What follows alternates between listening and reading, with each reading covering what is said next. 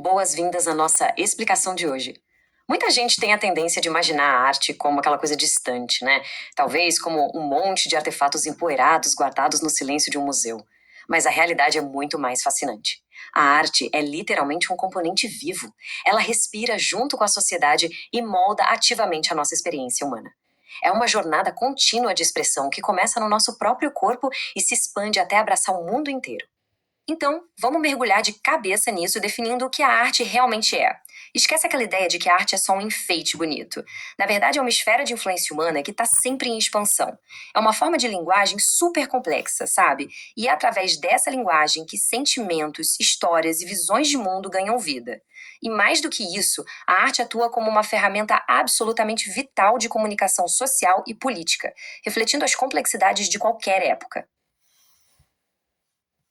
O nosso roteiro de hoje está bem estruturado e ilustra perfeitamente essa nossa jornada, passando por 5 pontos principais. O corpo em movimento.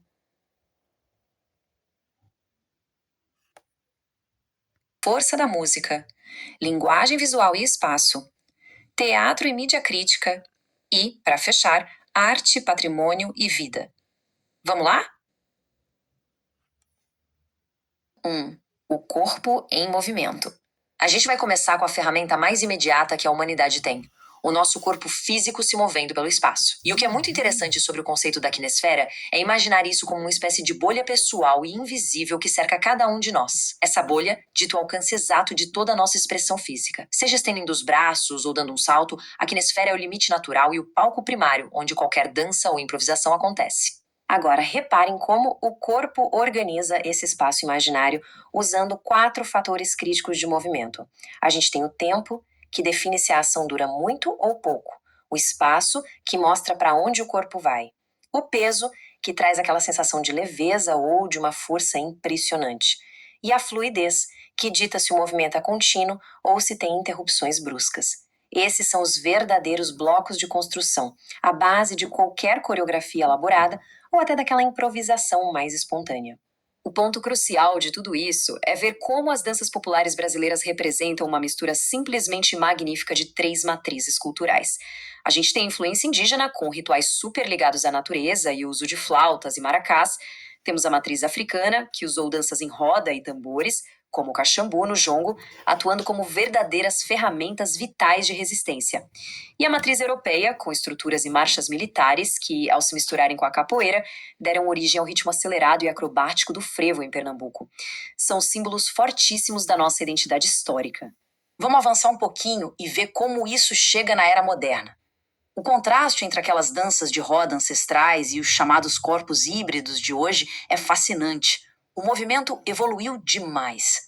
Quando o corpo começa a interagir com sensores digitais ou telas, e quando uma coreografia viraliza em plataformas digitais, o movimento físico transcende a geografia. Né? Ele vira uma linguagem digital instantânea e totalmente global. Seção 2. A força da música. Expandindo aquela nossa bolha pessoal para fora, a humanidade gera som para se comunicar. E para compreender música de um jeito estruturado, a gente pode metodicamente quebrar tudo em 4 parâmetros sonoros distintos. A altura, que diferencia o som grave do agudo.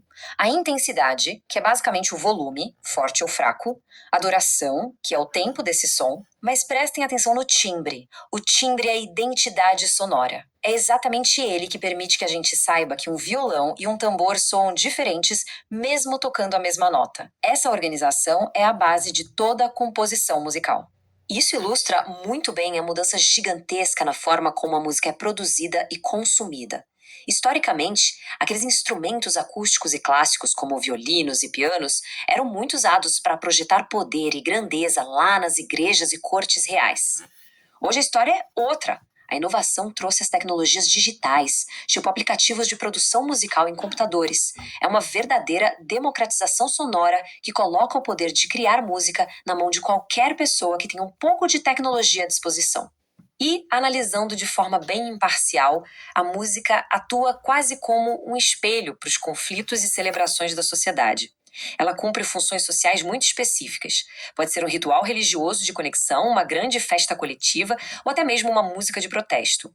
Um excelente exemplo histórico são as músicas feitas durante o período da ditadura militar no Brasil, que funcionaram como um meio importantíssimo para dar voz e expressar as críticas de determinados grupos. É a pura representação de uma identidade cultural. Seção 3.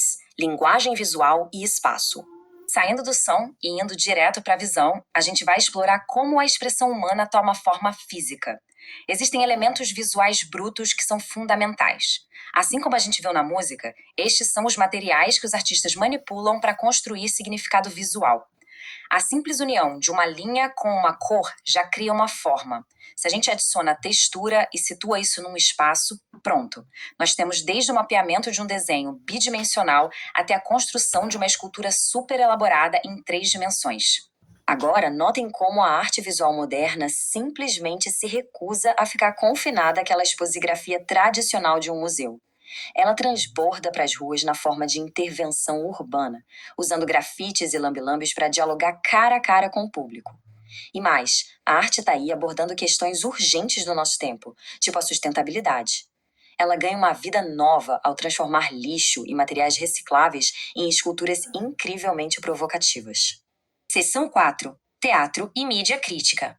E chegamos ao teatro, que é basicamente a arena onde o corpo em movimento, o som e o espaço visual colidem. O que é absolutamente vital entender aqui é que uma produção teatral é um esforço colaborativo colossal. Não existe teatro só com a pessoa atuando. Exige um trabalho em equipe muito preciso, onde o cenário, o figurino, a luz e o som precisam estar perfeitamente alinhados. Tudo isso para comunicar uma narrativa da forma mais eficaz possível. Só que na nossa sociedade atual, fazer parte do público exige bem mais do que só assistir passivamente. Exige uma análise crítica muito ativa. A mesma lente que a gente usa para dissecar as intenções de uma peça de teatro tem que ser aplicada para decodificar a mídia moderna. A gente precisa estar sempre em alerta para identificar estereótipos, compreender as ideologias que estão ali por trás e, principalmente, reconhecer as táticas de manipulação de comportamento que aparecem na publicidade do dia a dia. Seção 5. Arte, patrimônio e vida. Para fechar a nossa visão geral, vamos explorar como tudo isso se sintetiza no legado coletivo da humanidade. É essencial distinguir 2 formas de patrimônio. De um lado, a gente tem o patrimônio material, estamos falando de igrejas físicas, monumentos, aquela arquitetura tangível que resiste firme ao tempo. Do outro lado, o patrimônio imaterial. E aqui entra o conhecimento vivo. São as danças, as festas, o folclore e os saberes ancestrais. Eles não são feitos de pedra, mas continuam vivíssimos porque são passados ativamente de geração em geração. E, sendo bem objetivo com as fontes, fica muito claro que a arte tem uma função super prática na sociedade. Ela não é um luxo, é uma ferramenta de cuidado emocional e uma válvula de escape para expressar sentimentos complexos. A arte atua como uma plataforma gigantesca para a inclusão social e para a defesa dos direitos humanos. Um exemplo prático disso é a criação de murais urbanos e obras colaborativas que advogam pela igualdade e combatem o racismo e a violência.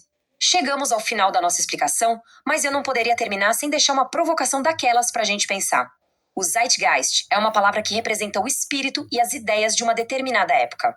Juntando tudo que a gente desbravou hoje, desde as matrizes ancestrais até os aplicativos digitais, fica a grande pergunta: o que as dancinhas virais, as intervenções urbanas nas ruas e as batidas globais da nossa arte atual vão comunicar às futuras gerações sobre o espírito do nosso tempo?